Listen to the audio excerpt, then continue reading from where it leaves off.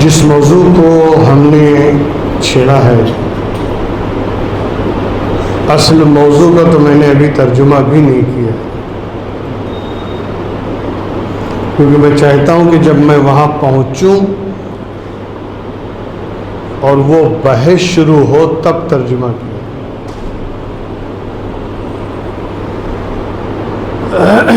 میں نے کل آپ کے سامنے عرض کیا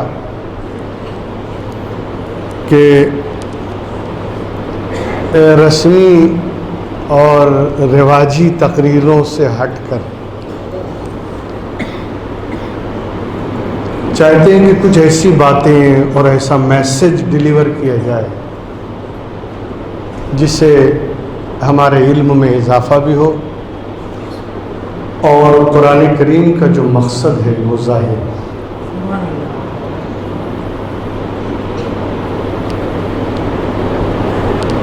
ورنہ جیسا کہ رسم و رواج ہے کہ کرامتیں بیان کر دو، یہ کر دو، فضیلتیں بیان کر دو، ختم ہو گئی۔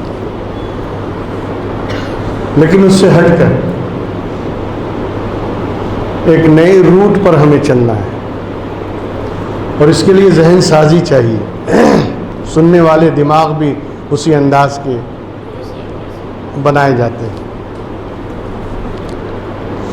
تو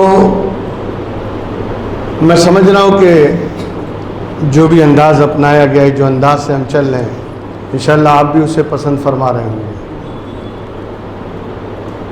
کیونکہ کچھ نئی باتیں، نئی چیزیں جب سامنے آتی ہیں تو آدمی کا دل بھی لگتا ہے سننے سنانے میں۔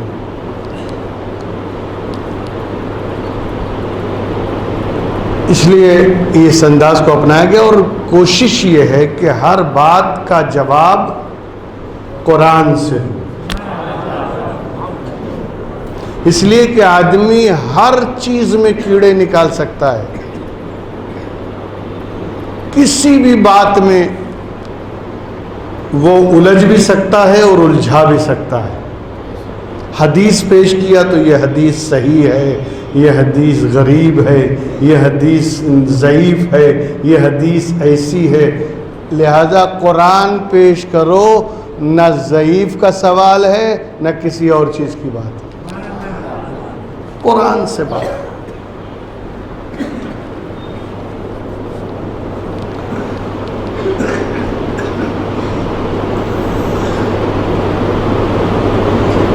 باتیں بہت ساری دماغ میں آتی ہیں کہ یہاں سے شروع کیا جائے، یہاں سے، لیکن جو میں نے کل یہاں آپ کو چھوڑا ہے، میں وہیں سے اپنی گفتگو کو آگے بڑھانے کی کوشش کروں گا۔ بات چل رہی تھی تخلیق پر، کریشن، رچنا۔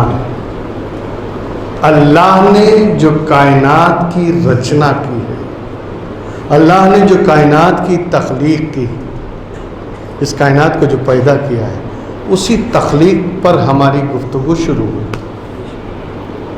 اور یہ بتانے کی کوشش کی گئی کہ اللہ بہترین خالق ہے،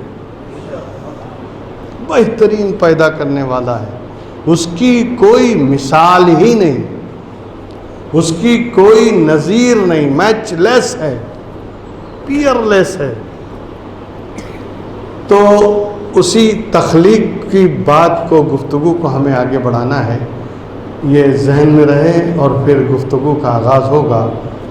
جیسا کہ ابھی آپ نعت شریف، منقبت وغیرہ سنتے ہیں تقریر سے پہلے، یا تقریریں بھی کی جاتی ہیں اور سرکار کا نام لیا جاتا ہے، غوث اعظم کا نام لیا جاتا ہے، غریب نواز کا نام لیا جاتا ہے، مگر شاعر نے بہت اچھی بات کہی، دو تین شعر میں بھی آج آپ کے سامنے عرض کر دوں، لیکن چونکہ میں کوئی نعت خواں نہیں ہوں، میں کوئی بہت اچھا گلوکار نہیں ہوں جو ترنم میں پڑھوں، میں تو تحت لفظ ہی وہ منقبت یا نعت جو کہہ لیں آپ پیش کروں گا آپ کے سامنے، اور شاید کبھی پڑھا بھی ہو، ذہن میں نہیں ہے میرے کہ میں نے کبھی سنایا ہو، بہرکیف دو تین شعر اچانک ذہن میں آ گئے تو وہ آپ کی نظر کر رہا ہوں۔ سماعت فرما لیں کہ کبھی نام دل سے لیا کرو، خالی زبان سے جمع خرچ، خالی زبان سے دعوے، کبھی نام دل سے لیا کرو، اور کبھی نام دل پہ لکھا کرو. کبھی نام دل سے لیا کرو اور کبھی نام دل پہ لکھا کرو کہ جو چاہتے ہو سکون دل تو پھر ان کا ذکر کیا کرو. کہ جو چاہتے ہو سکون دل تو پھر ان کا ذکر کیا کرو. نہ ادھر ادھر کی سنا کرو، نہ اگر مگر میں پڑا کرو. نہ ادھر ادھر کی سنا کرو، نہ اگر مگر میں پڑا کرو. میرے غوث کا ہے جو راستہ اسی راستے پہ چلا کرو. میرے غوث کا ہے جو راستہ اسی راستے پہ چلا کرو. اور نہ ہو جس میں عشق محمدی. کل میں نے بتایا نا کہ نماز اللہ کے لیے، نقشہ محمد رسول اللہ کا ہے نا. احمد کھڑے ہوئے تو الف، رکوع میں گئے تو ہے، سجدے میں گئے تو میم، بیٹھے تو احمد کی دال بن گئے. اے محبوب عبادت میری ہوگی، نقشہ تیرا ہوگا. تو نہ ہو جس میں عشق محمدی. وہ نماز کوئی نماز ہے؟ نہ ہو جس میں عشق محمدی. وہ نماز کوئی نماز ہے جو علی کی یاد دلا سکے، وہ نماز عشق ادا کرو. جو علی کی یاد دلا سکے وہ نماز عشق ادا کرو. بڑی برکتیں ہیں درود کی، بڑی عظمتیں ہیں سلام کی. بڑی برکتیں ہیں درود کی اور بڑی عظمتیں ہیں سلام کی. یہ ہے ایک نسخہ کیمیا، اسے بار بار پڑھا کرو. یہ ہے ایک نسخہ کیمیا، اسے بار بار پڑھا کرو. پڑھیے بارگاہ رسالت و آل رسالت میں اللہم صلی علی سیدنا مولانا محمد وعلی آل سیدنا مولانا محمد کما تحب و ترضی بن تصلی علیہ. ایک مرتبہ بارگاہ غوثیت مآب میں نظر پیش کرنے کے لیے، اور اس نیت سے کہ اللہ غوث اعظم کا مرتبہ اور بلند فرمائے، اس نیت سے ایک مرتبہ اور درود پاک کا نذرانہ پیش کریں. اللہم صلی علی سیدنا مولانا محمد وعلی آل سیدنا و مولانا محمد کما تحب و ترضی بن تصلی علیہ. تو بات چلی تھی تخلیق پر، پیدا کرنے پر.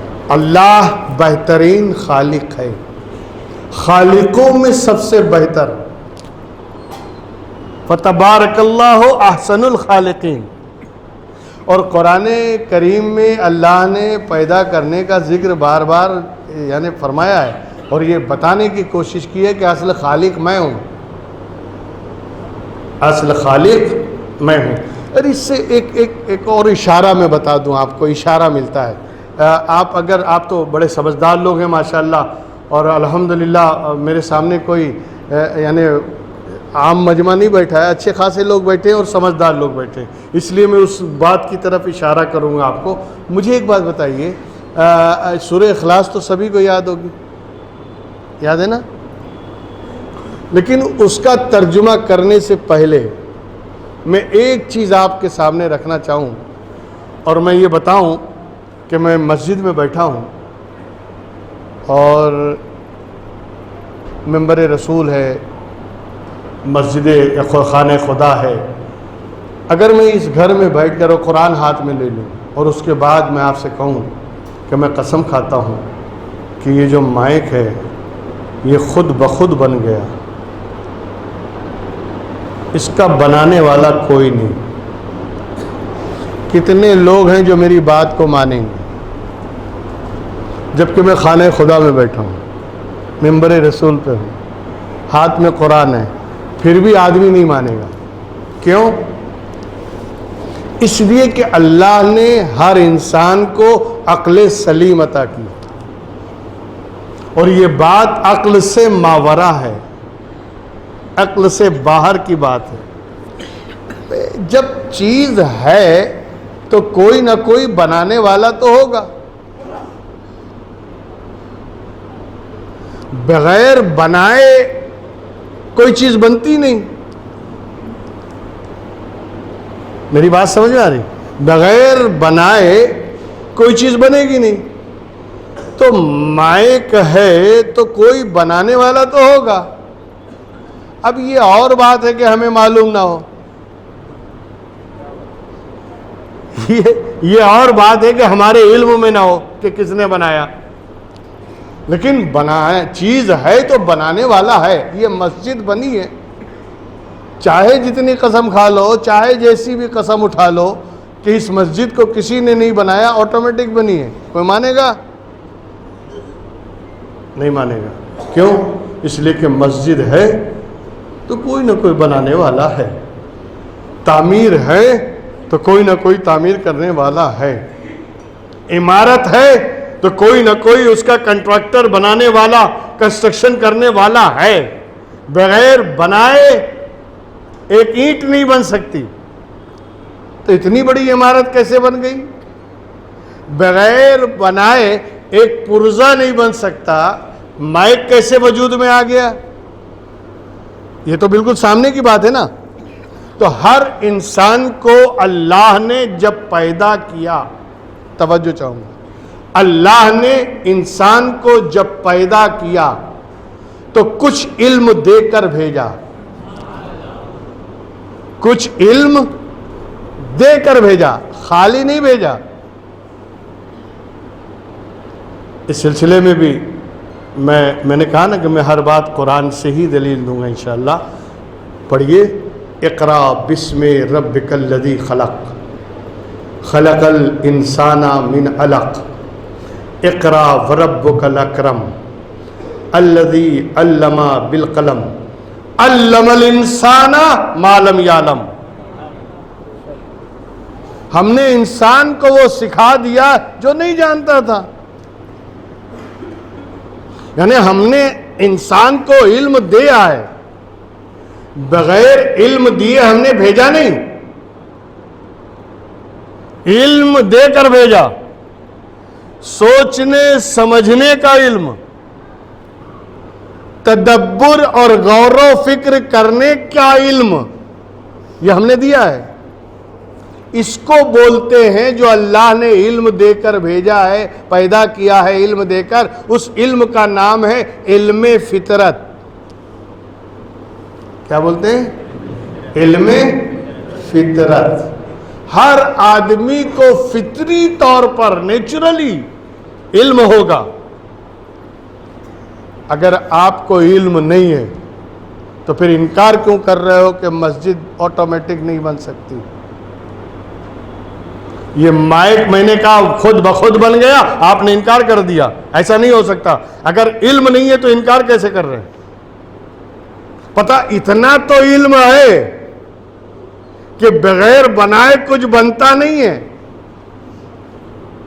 اتنا علم تو ہر آدمی. اور قریب کی مثال دے دوں, اور قریب کی. آپ میری طرف دیکھ رہے ہیں, پیچھے سے ایک صاحب نے آپ کا کرتا کھینچ لیا, آپ جیسے ہی پلٹے وہ سیدھا ہو گیا. اب میں آپ سے کہوں کہ آپ کا کپڑا نہیں کھینچا یا کرتا کسی نے نہیں کھینچا, آپ مانو گے؟ ارے کھینچا ہے. اتنا علم تو مجھے ہے کہ کھینچا گیا ہے, مگر کھینچا کس نے وہ نہیں معلوم. آدھا علم ہے, آدھا نہیں ہے. یعنی آدھا گیان ہے اور آدھا ہے نہیں. اب یہ آدھا آئے گا کیسے؟ بتانے سے آئے گا. مائک خود بخود نہیں بنا, یہ علم ہے, لیکن بنایا کس نے یہ نہیں معلوم. پھر میں بتاؤں گا کہ فلاں کمپنی نے بنایا ہے. تو آدھا علم پہلے ہی سے رہتا ہے اور آدھا بتانے کے بعد آتا ہے. آپ میری طرف دیکھ رہے ہیں, کسی نے کرتا کھینچ لیا, آپ کو نہیں معلوم کس نے کھینچا. اتنا تو ہے کہ کھینچا ہے, اتنا علم تو ہے, اتنا گیان تو ہے کہ کھینچا گیا. لیکن کس نے کھینچا یہ کون بتائے گا؟ جو دیکھ رہا ہو. توجہ, جو دیکھ رہا ہو. میری نگاہ ادھر ہے, میں نے بتایا کہ اس نے نہیں, اس نے کھینچا ہے. آپ کو کیسے معلوم؟ میں دیکھ رہا تھا. پتہ یہ چلا کہ آدھا علم جو بتانے والا ہوگا وہ وہی ہوگا جس نے دیکھا ہو. جس نے دیکھا ہو. تو جب مائک بغیر کسی کے بنائے نہیں بن سکتا، مسجد بغیر کسی کے بنائے نہیں بن سکتی، عمارت بغیر کسی کے بنائے نہیں بن سکتی، کوئی بھی پرزہ بغیر کسی کے بنائے نہیں بن سکتا. اتنی بڑی کائنات، اتنی بڑی کائنات، یہ سیارگان، یہ چاند و سورج، یہ ستارے، یہ انجمنیں، یہ چاند و سورج بغیر کسی کے بنائے کیسے بن گیا؟ اب اتنا تو ہمیں گیان ہے، ہر چیز ہے تو بنانے والا ہے، کوئی چیز ہے تو پیدا کرنے والا ہے، اتنا تو ہمیں معلوم ہے. مگر کس نے پیدا کیا وہ نہیں معلوم، کس نے بنایا وہ نہیں معلوم. زمین ہے تو بنانے والا ہے، آسمان ہے تو کوئی بنانے والا ہے، چاند و سورج ہیں تو کوئی بنانے والا ہے، ستارے ہیں تو کوئی بنانے والا ہے، آبشار کے نغمے ہیں تو کوئی چلانے والا ہے، دریا کی روانی ہے تو کوئی عطا کرنے والا ہے، پہاڑوں کی بلندیاں ہیں تو کوئی دینے والا ہے. مگر کس نے دیا وہ نہیں معلوم. اسی لیے قرآن میں اللہ نے اپنے محبوب سے جسے سب سے پہلے پیدا کیا، جسے سب سے پہلے بنایا، اسی نبی کو ارشاد فرماتا ہے قل ہو اللہ احد. اے محبوب کہہ دو وہ اللہ ایک ہے، وہ اللہ احد ہے، وہ اللہ تنہا ہے، وہ اللہ بے مثال ہے، وہ اللہ بے نظیر ہے جس نے اچھا مجھے ایک بات بتائیے، اگر یہی کہنا ہو کہ اے محبوب کہہ دو اللہ ایک ہے، اگر اتنا ہی کہنا تھا تو ہوا کہنے کی کیا ضرورت تھی؟ قل ہو اللہ، ہوا کے معنی وہ، ہوا کے معنی وہ. اور وہ اشارہ کب کیا جاتا ہے؟ جب اس کی تلاش ہو. اگر آپ کسی کے انتظار میں بیٹھے اور میں بولوں وہ عالم آ گئے، وہ مولانا آ گئے، وہ حضرت آ گئے، تو وہ میں جب کہوں گا جب تم ان کا انتظار کر رہے ہو یا ان کے بارے میں آپ کو تجسس ہو، تلاش ہو، تبھی تو میں اشارہ کروں گا. اگر خالی یہ کہنا ہو کہ مولانا آ گئے تو اتنا کہنا کافی ہے، حضرت آ گئے، مولانا آ گئے. لیکن وہ آ گئے، یہ وہ کب کہا جاتا ہے؟ جب تلاش ہو، جستجو ہو، معلوم کرنے کا جذبہ ہو یا انتظار ہو، تبھی تو کہا جائے گا کہ وہ آ گئے. دوستو بلا تشبیہ و تمثیل، اے محبوب میں نے زمین کو پیدا کیا، میں نے آسمان کو پیدا کیا، میں نے چاند و سورج کو پیدا کیا، میں نے ستاروں کی انجمنوں کو سجایا، میں نے آبشار کے نغمے جاری کیے، میں نے پہاڑوں کو بلندیاں عطا کی، میں نے دریا کو روانی بخشی، میں نے انسانوں کو پیدا کیا، میں نے جناتوں کو پیدا کیا، میں نے ملائکہ کو پیدا کیا. اور یہ انسان کی فطرت میں نے وہ گیان دیا ہے، میں نے وہ علم دیا ہے کہ یہ مانے گا نہیں اور یہ سمجھتا ہے کہ جب کوئی چیز ہے تو پیدا کرنے والا ہے، جب کوئی چیز ہے تو کوئی بنانے والا ہے. مگر اسے نہیں معلوم کہ بنایا کس نے. قول انہیں بتا دو وہ اللہ جس نے پیدا کیا ہے وہ اللہ ہے، احد ہے، صمد ہے، لم یلد ہے ولم یولد ہے ولم یکن لہ کفوا احد ہے. اسے بتا دو وہ بے نظیر ہے، وہ بے نیاز ہے، وہ بے نظیر ہے، وہ بے نیاز ہے. اسے کسی نے جنا نہیں، نہ اس نے کسی کو جنا ہے. وہ اس کا کوئی ہمسر نہیں، اس کا کوئی لیول والا نہیں، اس کا کوئی سملر نہیں. وہ بالکل بے نیاز، بے مثال، بے نظیر ہے.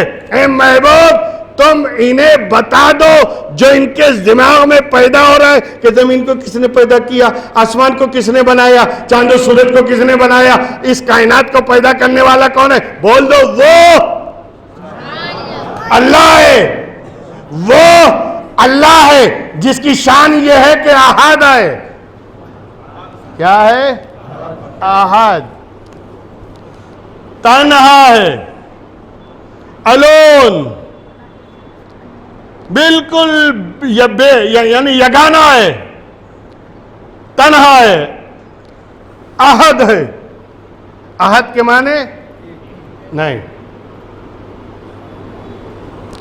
اب تو آئے آپ. احد کے معنی بولو نہیں. واحد کے معنی ایک ہے. واحد کے معنی ایک. احد کے معنی ایک نہیں، تنہا. تنہا، احد، اکیلا. اکیلے میں بھی یعنی ایک کا معنی ہے، لیکن ایک نہیں کہا. کیوں؟ اس لیے کہ ایک میں کثرت ہے. ایک میں کثرت ہے. کئی چیزیں مل کے ایک ہوتا ہے. آپ ایک ہو کے دو. ایک سر، آنکھ، کان، ناک، منہ، اتنا جب بنا تو ایک. کیا اللہ ایسا ایک ہے؟ کثرت سے پاک ہے نا. وہاں میجورٹی تو ہے نہیں، وہاں بہومتی ہے نہیں. اور یہاں تو کئی چیز مل کے ایک. ارے پین ایک ہے لیکن کھولو تو اندر ریفل بھی ہے، اسپرنگ بھی ہے، ڈھانچہ بھی ہے نا. یہ سب مل کے ایک ہے نا. ایسا ایک ہے. ایسے ایک کو واحد کہتے ہیں عربی میں. کیا کہتے ہیں؟ واحد. لیکن جہاں کثرت کا سوال ہی نہ ہو، تنہائی تنہائی ہو، اکیلاپن ہو، اس کی کوئی مثال نہ ہو، اس کی کوئی نظیر نہ ہو، اس کو عربی میں کہتے ہیں احد. قل هو اللہ احد. اللہ تنہا ہے، اکیلا ہے. میں زیادہ تفصیل میں آپ کو نہیں لے جاؤں گا ورنہ بات بہت گہری ہوتی چلی جائے گی، اور پھر اتنی گہری ہوگی کہ میں خود ہی نہیں نکل پاؤں گا تو آپ کو کیا نکالوں گا، ہے نا. تو زیادہ گہرائی میں بھی جانے کی ضرورت نہیں.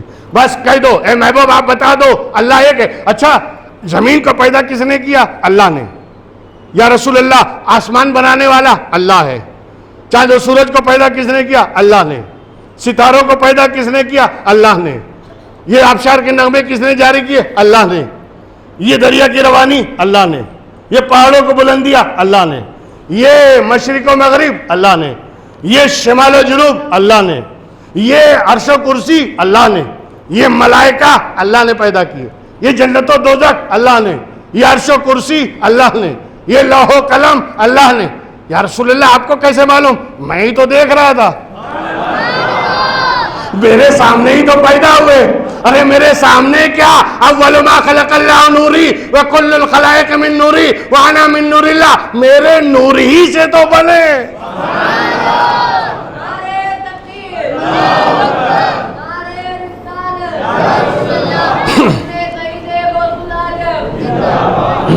میں ہی تو دیکھ رہا تھا، میں نے ہی تو دیکھا ہے. زمین میرے سامنے، آسمان میرے سامنے، چاند و سورج میرے سامنے، ستارے میرے سامنے، یہ عرش و کرسی میرے سامنے، لوح و قلم میرے سامنے، جنت و دوزخ میرے سامنے، ملائکہ میرے سامنے، اجنہ میرے سامنے، انسان میرے سامنے، ساری کائنات پیدا ہوئی میرے سامنے. اچھا ایک بات بتاؤ، جب ہر چیز سامنے ہے تو چھپا کیا ہے؟ جب ہر چیز سامنے ہوئی تو چھپا کیا ہے؟ اسی لیے تو اللہ نے کہہ دیا اے محبوب ہر وہ غیب جو دوسروں کے لیے غیب ہے ہم نے تجھے بتا دیا ہے. کوئی چیز غیب ہے نہیں. یہ غیب کا بھی مسئلہ عجیب و غریب ہے. ایسے لوگ بحث کرتے ہیں جنہیں استنجے کا ڈھیلا لینا نہیں آتا، جنہیں یہ نہیں معلوم کہ استنجا کتنی انگلی سے کیا جاتا ہے، وہ بھی نہیں معلوم، اور بحث کریں گے چائے کی دکان پہ بیٹھ کے پان کے گلے میں. حضور یہ نہیں جانتے تھے، حضور وہ نہیں جانتے تھے، حضور کو یہ پتہ نہیں. میں نے کہا حضور کیا جانتے تھے کیا نہیں جانتے تھے جانے دے یار، یہ بتا کہ میں کیا جانتا ہوں کیا نہیں جانتا. تجھے میرے بارے میں نہیں معلوم، حضور کی بات کرتا ہے. اور رہا سوال اللہ کے رسول کیا جانتے تھے کیا نہیں جانتے تھے، یہ جاننا تو غیب ہے. بھئی آپ کیا جانتے ہو کیا نہیں جانتے اگر میں جان لوں تو میں نے غیب جان لیا. تو حضور کیا جانتے تھے کیا نہیں جانتے تھے وہ تو جانتا ہے، تو اپنے آپ کو غیب دا بتا رہا ہے.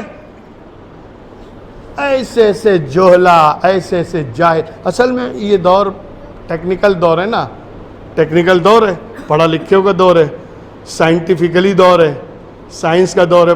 پہلے کے دور میں جو جاہل کس کو کہتے تھے معلوم ہے؟ جو پڑھا لکھا نہ ہو، جو اسکول نہیں گیا ہو، جس نے مدرسہ نہیں پڑھا ہو، جس کو لکھنا پڑھنا نہیں آتا ہو، اس کو کہتے تھے جاہل پہلے کے دور میں. اس دور میں پڑھا لکھا جاہل، ڈاکٹر بن گیا مگر جاہل ہے، انجینئر ہو گیا مگر جاہل ہے، بڑی بڑی ڈگری ہولڈر ہے، پی ایچ ڈی کر لیا مگر جاہل ہے. وجہ یہ پڑھے لکھے جاہلوں کا دور ہے. اس میں پڑھے لکھے جاہل ملیں گے، یعنی وہ باتیں جو عقل میں نہ آئے، بچہ بھی جسے تسلیم نہ کرے، وہ پڑھے لکھے مان رہے ہیں. بھئی مثال کے طور پر اگر میں یہ کہوں کہ میں نے پوری مسجد کو اپنے منہ میں لے لیا، آپ مانو گے؟ مانو گے؟ اور ایسے پڑھے لکھے لوگ ہیں نا، پتہ نہیں کیسے کیسے عقیدے والے ہیں.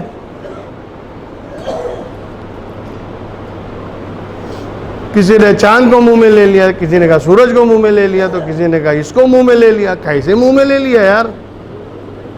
لیکن پڑھے لکھے لوگ اس طرح کا عقیدہ رکھتے ہیں. یہ پڑھے لکھے جاہلوں کا دور ہے. یہ پڑھے لکھے جاہلوں کا دور ہے.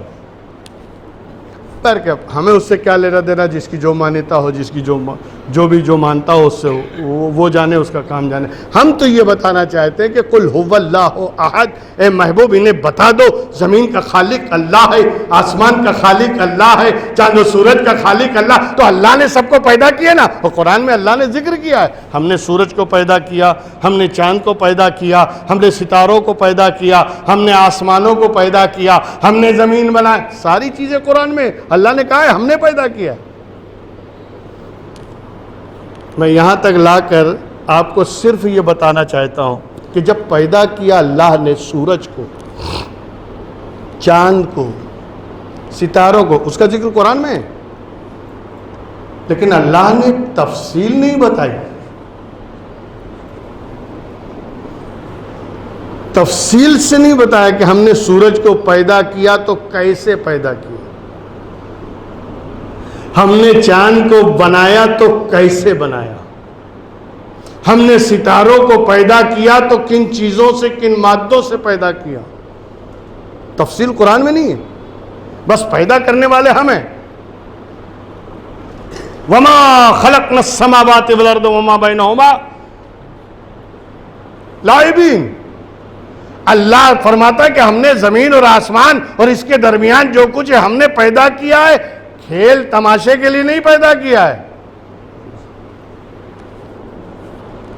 ہم نے جو کچھ بھی بنایا ہے اس کے پیچھے حکمت ہے، مصلحت ہے، وجہ ہے، سبب ہے.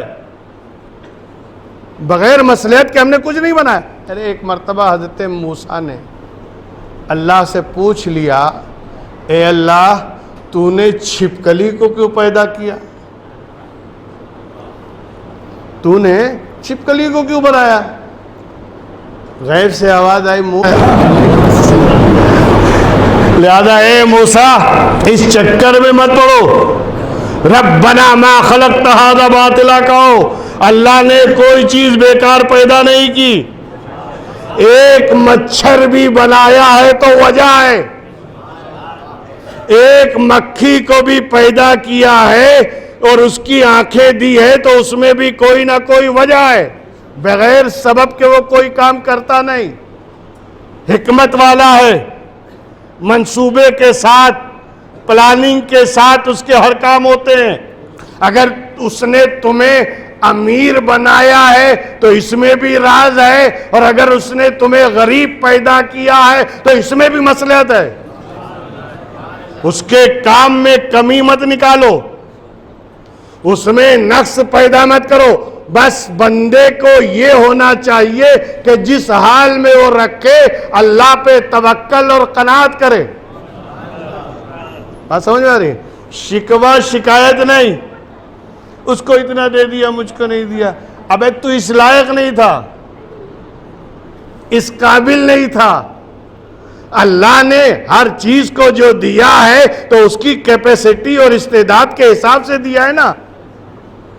کیپیسٹی سے باہر دے دے گا تو حالت خراب ہو جائے گی. اسی لیے اگر اس نے مالدار بنایا تو اس میں بھی راز ہے، غریب بنایا تو اس میں بھی حکمت ہے، فقیر بنا دیا اس میں بھی حکمت ہے. اگر وہ تمہیں سواری پر چلائے اس میں بھی راز ہے، پیدل کر دے اس میں بھی حکمت ہے. یعنی وہ حکمت سے کام کرتا ہے. اس کا کوئی اللہ تعالیٰ اپنے بندوں پہ ظلم نہیں کرتا. اللہ تعالیٰ اپنے بندوں سے محبت کرتا ہے اور بے پناہ. اور اس کی محبت کا عالم یہ ہے کہ سرکار ابد قرار فرماتے ہیں کہ تمہاری ماؤں سے 70 گنا زیادہ تم سے پیار کرتا ہے تمہارا پروردگار. اب کوئی ماں اپنے بچے کا برا چاہتی ہے تو اللہ اپنے بندے کا کیوں برا چاہے گا؟ لیکن اگر اس نے رکھا ہے، مجھے یاد آتا ہے وہ بات بھی میں آپ کے سامنے رکھ دوں. اللہ کے رسول کی حدیث ہے کہ اللہ 2 سکھ اور 2 دکھ کو جمع نہیں کرتا. 2 سکھ اور 2 دکھ اللہ جمع نہیں کرتا. صحابہ کرام نے کہا یا رسول اللہ کیا مطلب؟ کہا جسے دنیا میں سکھ ہی سکھ ہے آخرت میں دکھی ہوگا. حساب دو، حساب لاؤ. اور جو دنیا میں دکھی ہے وہ آخرت میں سکھی ہوگا. غریبوں کی تو مزہ ہے، دنیا میں تھوڑا جو برتنے کو ہوئے کم کسر ہو جاتی ہے نا، لیکن آخرت میں مالا مال. آخرت میں مالا مال. پھنسے گا پیسے والا، پھنسیں گے دولت مند. کیسے پھنسیں گے آگے موضوع میں آئے گا، پھر بتاؤں گا. میں قرآن سے ہی دلیل دوں گا. میں قرآن سے بتاؤں گا کہ کس طرح ایک دولت مند، ایک پیسے والا اللہ کی بارگاہ میں پیش ہوگا اور وہ کس طرح حساب و کتاب میں پھنس جائے گا. ابے جس کے پاس کچھ ہے ہی نہیں تو کیسا حساب کیسا کتاب؟ اور جب ہے لاؤ حساب دو. اچھا بتاؤ انکم ٹیکس والے آپ کے جھوپڑے میں آئیں گے؟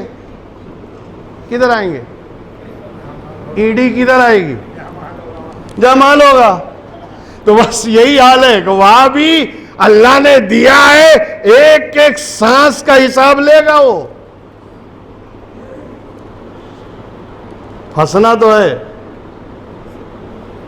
برکت پھر انشاءاللہ موضوع آئے گا، میں اس موضوع پہ بات کروں گا. ابھی میں یہ بتا رہا ہوں کہ اللہ نے جس کو جس حال میں رکھا ہے یہ اس کا کرم ہے. اسی لیے کوئی چیز، ایک بڑا دعویٰ کر رہا ہوں میں بیٹھ کے ممبر رسول پہ، کوئی چیز دکھ نام کی ہے ہی نہیں. دنیا میں دکھ نام کی کوئی چیز ہی نہیں ہے. آپ کہیں گے یہ کیا بات ہے؟ ارے کتنے لوگ دکھی ہوتے ہیں، دکھی تو ہوتے ہیں نا، اور آپ بولیں دکھ نام کی کوئی چیز نہیں. اصل بات کیا ہے؟ اللہ کی طرف سے جو بھی آتا ہے نا وہ سب سکھ ہی سکھ ہے. سکھ ہے. دکھ ہم بنا لیتے ہیں. اسی سکھ کو دکھ ہم بناتے. کیسے بناتے ہیں؟ مثال کے طور پر بارش برسی، مجھے بتائیے برسات سکھ ہے کہ دکھ ہے؟ بولیں سکھ ہے نا. گرمی سے نجات ملتی ہے، ٹھنڈی ہوائیں چلتی ہے، بارش گرتا ہے، کتنی سکھ کی بات ہے. لیکن جس کے پاس مکان نہ ہو، جس کے پاس رہنے کا سادھن نہ ہو، جو فٹ پاتھ پہ رہتے ہیں، ان کے لیے تو دکھ ہو گیا نا کہ اب سوئیں گے کہاں، لیٹیں گے کہاں. تو آسمان سے تو ایک ہی چیز آ رہی ہے، بارش. کسی کے لیے سکھ بن گئی، کسی کے لیے دکھ بن گئی. ایک چیز مجھے ایسی بتائیں اس دنیا میں جو سب کے لیے سکھ ہو یا سب کے لیے دکھ ہو. ایسی کوئی چیز نہیں. ہر چیز کسی کے لیے سکھ ہے تو کسی کے لیے دکھ ہے. مثال کے طور پر کسی کے گھر میں کسی کا انتقال ہو گیا پریوار میں، پورا پریوار دکھی ہو گیا، دکھی ہوا، لیکن قبر کھودنے والا سکھی ہو گیا، روکڑی ہو گئی ہے، قبر کھودنے والا سکھی ہو گیا، قبر کھودنا سکھی ہو گیا۔ آج 5-6 مردے ایک ساتھ آ گئے، روکڑی ہو گئی۔ تو اگر یہ سارے جہان کے لیے دکھ ہے تو قبر کھودنا دکھی کیوں نہیں ہوا؟ پتہ یہ چلا کہ کوئی چیز دکھ نام کی ہے ہی نہیں، اللہ کی طرف سے جو آتا ہے سب سکھ ہی سکھ ہے۔ اللہ کے ولی اسی لیے نہ ڈرتے ہیں نہ غمزدہ ہوتے ہیں، اس لیے کہ وہ جو آتا ہے سب ایکسپٹ کر لیتے ہیں۔ دکھ سکھ، دکھ کب بنتا ہے؟ جو ہمارے مزاج کے مطابق ہوتا ہے ہم کہتے ہیں سکھ ہے، اور ہمارے مزاج کے خلاف ہوا ہم کہتے ہیں دکھ ہے۔ تو مزاج کے دکھ تو ہم نے بنایا نا، اللہ نے کیا بنایا؟ بھائی موت کیا دکھ ہے؟ یاد رکھیے گا، اگر موت بری چیز ہوتی یا دکھی چیز ہوتی تو اللہ اپنے محبوب کو کبھی نہ عطا کرتا، مگر موت سب پہ طاری ہوئی، شہداء کرام پہ بھی طاری ہوئی، تو موت کوئی دکھی چیز تو ہے نہیں، لیکن ہم نے اسے دکھ بنا لیا، ہمارے مزاج کے خلاف ہے۔ ہم چاہتے تھے کہ اچھا ہو جائے، نہیں اچھا ہوا، مزاج کے خلاف ہو گیا، دکھ ہو گیا۔ تو دکھ تو ہم نے بنایا نا، اور جو اللہ کی طرف سے جو آتا ہے سبھی ایکسپٹ کر لیتے ہیں، ان کے لیے سکھ ہی سکھ ہے، ہر چیز سکھ ہے، ان کے لیے سب برابر ہے، زندگی اور حیات ان کی نگاہ میں دونوں برابر ہے، سملر ہے۔ زندہ ہے تب بھی اس کے بندے ہیں، مر گئے تب بھی اس کے بندے ہیں۔ یہ پھنڈا ہے سکھ اور دکھ کا۔ بہرکیف آ گئی تو بات، میں نے کہا لاؤ یہ بھی آپ کے ذہن نشی کر لے، شاید آپ کی ہدایت اور آپ کے لیے ڈھارس بندنے اور ہمت دلانے والی باتیں ہیں۔ اللہ کی طرف سے جو آئے وہ، جسے ایک پیر صاحب نے اعلان کر دیا نا مریدوں کے بیچ میں، کہا سورج میری مرضی سے نکلتا ہے، چاند میری مرضی سے طلوع ہوتا ہے، ہوائیں میری مرضی سے چلتی ہیں، دریا میری مرضی سے بہہ رہا ہے۔ مریدوں نے سوچا لگتا ہے حضرت کی عمر زیادہ ہو گئی، اب دماغی توازن ڈگمگا رہا ہے، ورنہ پیر صاحب ہمیں ہی بتاتے تھے کہ سورج نکلتا ہے اللہ کی مرضی سے، چاند اللہ کی مرضی سے، ستارے سب اللہ کی مرضی سے، اور اب بول رہے کہ میری مرضی سے۔ لگتا ہے دھیرے دھیرے دماغ کا توازن بگڑ رہا ہے۔ ایک مرید جو بہت منہ لگا تھا، اس نے کہا حضور آپ ہی نے تو ہم کو بتایا گا کہ سورج نکلتا ہے اللہ کی مرضی سے، چاند نکلتا ہے اللہ کی مرضی سے، ہوائیں چلتی ہے اللہ کی مرضی سے، پانی بہتا ہے اللہ کی مرضی سے، دریا کی روانی اللہ کی مرضی سے، یہ ہوائیں چلتی ہے اللہ کی مرضی سے، آج آپ بول رہے ہو کہ میری مرضی سے۔ پیر صاحب مسکرائے، اور مسکرانے کے بعد کہا بے وقوف، ابے جو اللہ کی مرضی ہوتی ہے وہی میری مرضی ہوتی ہے۔ اللہ کہتا ہے سورج نکلے، میں کہتا ہوں نکلے، اللہ کہتا ہے ہوا چلے، میں بھی کہتا ہوں چلے۔ تو جب آدمی اپنی مرضی کو اللہ کی مرضی میں، اپنی اچھاؤں کو اللہ کی مشیت میں، اپنے ارادوں کو اللہ کے ارادے کے آگے سرنڈر کر دیتا ہے تو پھر کوئی دکھ نہیں، ہر چیز سکھ بن جاتی ہے۔ بات سمجھ میں آ رہی؟ اسی لیے اللہ کی مرضی کے آگے سرنڈر ہو جاؤ، ورنہ اٹھا کے پڑھ لو تاریخ کربلا کی، پورا کنبہ شہید ہو گیا مگر امام کی پیشانی پہ بل نہیں، پورا کنبہ شہید ہو گیا مگر امام کے چہرے پر پریشانی کے آثار نہیں۔ آخر وجہ کیا تھی؟ وہی ہمت کہ جب ہو رہا ہے وہ سب اللہ کی مرضی سے ہو رہا ہے۔ تو جو اللہ کی مرضی وہی حسین کی مرضی ہے. یہ ہے وہ ہمت، یہ ہے وہ طاقت، یہ ہے وہ حوصلہ، یہ ہے وہ پیچھے کا بیک گراؤنڈ منظر. اصل یہی ہے کہ جب آدمی اپنی مرضی کو اللہ کی مرضی میں فنا کر دے، اپنی چاہت کو اللہ کی مشیت میں فنا کر دے. ہمارا چاہنا کیا ہے؟ کیا چاہو گے؟ اپنے چاہنے سے تو پیدا نہیں ہوئے، اپنے چاہنے سے پیدا ہوئے. اگر اللہ پوچھ کے پیدا کرتا کہ بھئی پیدا کرنا ہے، کدھر جانا ہے، سب امبانی کے گھر گھس جاتے، سب اڈانی کے گھر اتر جاتے. کوئی آتا غریب کے جھوپڑے میں، کوئی آتا فقیر کے یہاں؟ نہیں. اللہ نے پیدا کیا، کس کی مرضی سے پیدا ہوئے؟ بولیں کس نے پیدا کیا؟ اسی کی مرضی سے ہوئے نا. اچھا مریں گے کس کی مرضی سے؟ پیدا ہوئے اللہ کی مرضی سے، مریں گے اللہ کی مرضی سے. بیچ میں اپنی مرضی کہاں سے آئی؟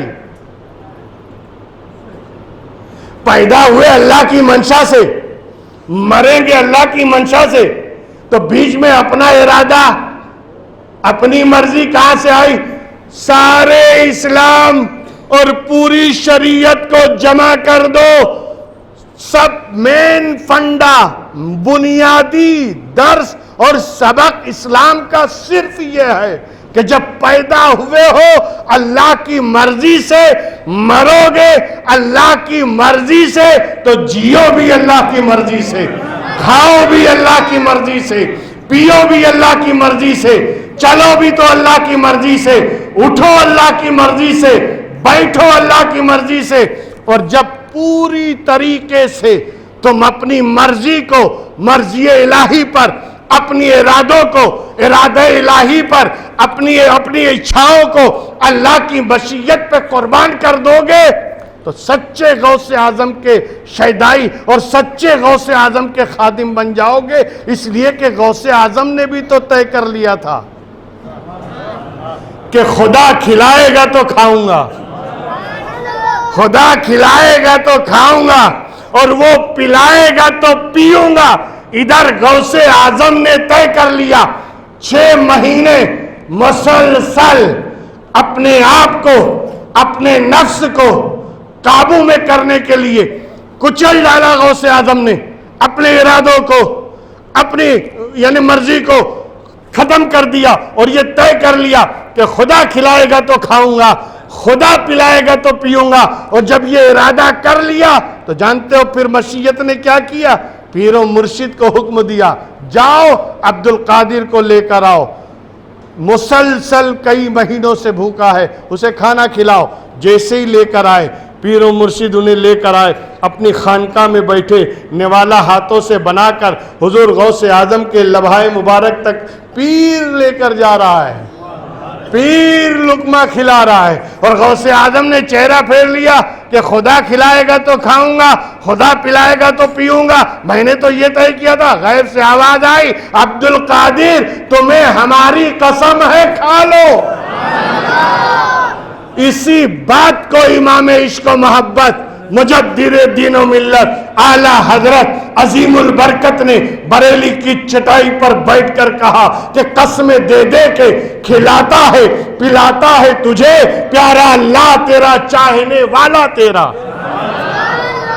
یہ ایسی مرضی والے تھے کہ اپنی مرضی ختم کر دی. اللہ کھلائے گا تو کھاؤں گا، اللہ پلائے گا تو پیوں گا. اتنا اپنی مرضی کو اللہ کی مرضی کے آگے سرنڈر کر دیا غوث اعظم پیران پیر دستگیر نے.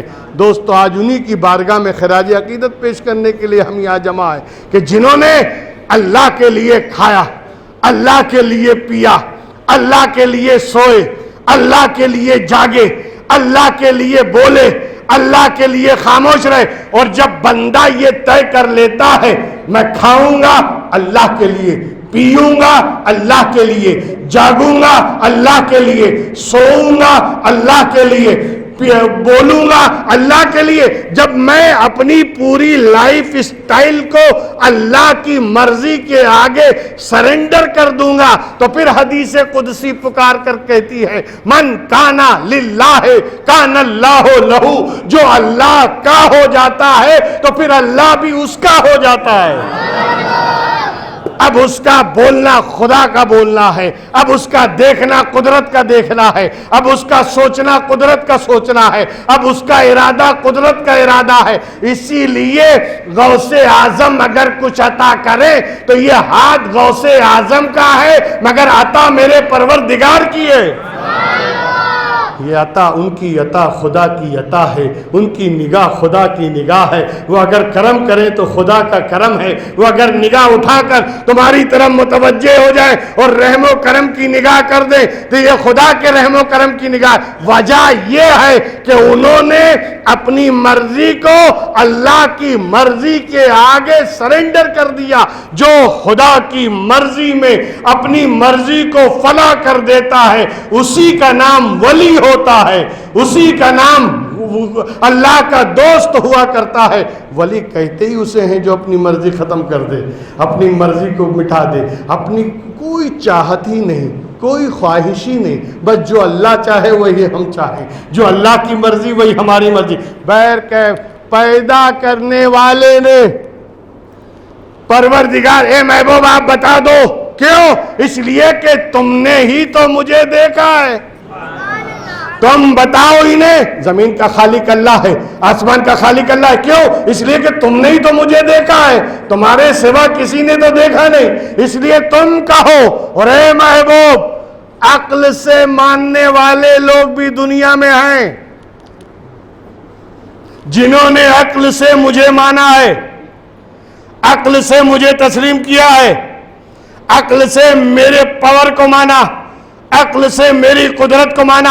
ایسے بہت سے لوگ ہیں جنہوں نے عقل سے مانا ہے اللہ کو، جنہوں نے عقل سے مانا ہے قدرت کو، جنہوں نے عقل سے مانا ہے اللہ ایک پاور، کوئی شکتی ہے، کوئی طاقت ہے، کوئی پاور ہے، یہ عقل سے مانا ہے۔ تو اے محبوب آپ کہو، توجہ، آپ کہو اللہ احد ہے، آپ کہو اللہ تنہا ہے، آپ کہو اللہ بے مثال، بے نظیر، صمد، بے نیاز، لم یلد ولم یولد ہے، آپ کہو۔ اس لیے کہ آپ کہو گے اور آپ کے کہنے سے جو مانیں گے وہ ماننے والے اور ہیں، اور اپنی عقل سے جو مانیں گے وہ ماننے والے اور ہیں۔ جو عقل سے مجھے مانیں گے وہ موحد کہلائیں گے، اور جو آپ کے کہنے سے مجھے ایک مانے گا، مجھے تنہا مانے گا، وہی تو مومن بندہ بنے گا، وہی مومن کہلائے گا۔ آپ کے کہنے سے جو مجھے مانے، آپ کے کہنے سے جو مجھے وحدہ لا شریک مانے، آپ کے کہنے سے جو مجھے احد مانے، آپ کے کہنے سے جو مجھے صمد مانے، وہ بندہ وہی بندہ مومن ہے، وہی صاحب ایمان ہے۔ اسی لیے محبوب آپ کہو، آپ بتاؤ۔ اچھا، پیدا کیا اللہ نے، بتایا کس نے؟ رسول اللہ نے۔ اے محبوب یہی تو ہے، جیسے قرآن میں نے حکم دیا نماز کا، روزے کا، حج کا، زکوٰۃ کا، مگر طریقہ تو نے بتایا۔ اسی طرح کائنات کو پیدا میں نے کیا اور ہر انسان کو علم فطرت دیا، اور جب انسان تلاش میں رہا کہ بنایا کس نے، تو بتانے والا تو ہے۔ تو بتا، اللہ خالق ہے، اللہ نے پیدا۔ اچھا، اللہ نے ساری کائنات کو پیدا کیا، زمین و آسمان، چاند، سورج، ستارے سبھی اللہ کے پیدا کیے ہوئے ہے نا۔ مجھے ایک بات بتائیے، سورج کا ذکر قرآن میں ہے کہ اللہ نے کیسے بنایا؟ پیدا کیا وہ تو ہے، کیسے پیدا کیا نہیں ہے۔ چاند ہم نے پیدا کیا، کیسے پیدا کیا تفصیل نہیں ہے۔ سب چیزوں کے پیدا کرنے کا ذکر، یہ ہم نے بنایا، وہ ہم نے بنایا، یہ ہم کرتے ہیں، وہ ہم کرتے ہیں۔ اچھا، ایک چیز اور بھی ہے، ایک سوال اور چھوڑ دوں میں آج آپ۔ اللہ تنہا ہے نا؟ بولو، تنہا ہے۔ ابھی میں اکیلا ہوں نا، میں اگر ہاتھی کھائی سے آیا تو میں کیا بولوں گا؟ میں آیا کہ ہم آئے؟ بولو میں آیا. اگر تنہا ہوں گا تو میں بولوں گا میں آئے. اگر ہم 4-5 آدمی مل کر آئیں گے تو میں بولوں گا ہم آئے. یہ ہم اور میں کا فرق تو جانتے ہیں نا آپ. یہ میں اور ہم میں کیا فرق ہے معلوم ہے نا. اگر اکیلا ہو تو میں، اور اگر 2-4 ہوں ہم. میں بول رہا ہوں، ہم سن رہے ہیں. ہم میں میجورٹی ہے، ہم میں بہومتی ہے، ہم میں کثرت ہے، میں اکیلا ہے نا. اب 2 سوال ہے جو میں چھوڑ کے جا رہا ہوں. پہلا سوال تو یہ ہے کہ اللہ نے جہاں بھی پیدا کرنے کا ذکر کیا نا تو جانتے ہو کیا کہا ہے؟ لَقَدْ خَلَقْنَا الْإِنسَانَ. ہم نے انسان کو پیدا کیا ہے. یہ میں نے پیدا کیا بولنا چاہیے نا. ہم نے پیدا کیا. کہیں بھی آپ اٹھا کے دیکھیں. لَقَدْ خَلَقْنَا الْإِنسَانَ مِنْ صُلَالَةٍ مِنْ طِينٍ. ہم نے انسان کو مٹی کے جوہر سے پیدا کیا. خَلَقْنَا السَّمَاوَاتِ وَالْأَرْضَ. ہم نے زمین اور آسمان کو پیدا کیا ہے. ارے میں نے کہے پروردگار تو یکتا ہے، تنہا ہے، الون ہے، احد ہے، صمد ہے. تجھے تو کہنا چاہیے میں نے. یہ ہم نے کیوں؟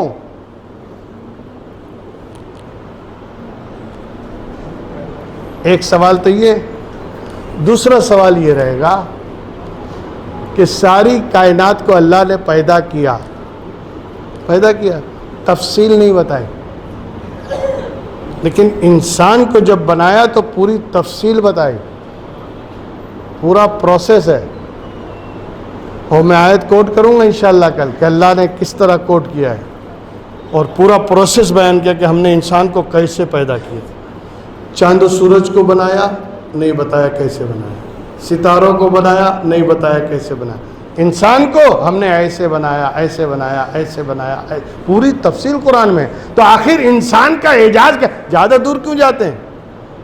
پہلی جو سورہ نازل ہوئی تھی اقرا بسم ربک الذی خلق، میں ترجمہ کر رہا ہوں. اقرا، اے محبوب پڑھو، بسم ربک الذی خلق، اپنے اس رب کے نام سے جس نے ساری کائنات کو پیدا کیا. جس نے ساری کائنات. اچھا ساری کائنات میں چاند بھی ہے، سورج بھی ہے، ستارے بھی ہیں، فرشتے بھی ہیں، جنات بھی ہیں، عرش کرسی لوح سب آ گیا. ہم نے ساری کائنات کو پیدا کیا. اس رب کے نام سے پڑھو جس نے ساری کائنات کو پیدا کیا.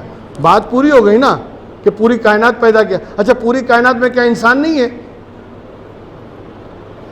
بولے انسان ہے نا. تو پھر بعد میں کیوں کہتا ہے خلق الانسان من علق؟ انسان کو جمے ہوئے خون سے پیدا کیا. اے مولا ساری کائنات کو پیدا کیا جب تو نے کہہ دیا تو اس میں تو انسان بھی آ گیا. مگر انسان کا ذکر الگ سے کیوں؟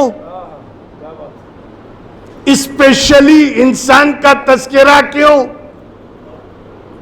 الگ سے؟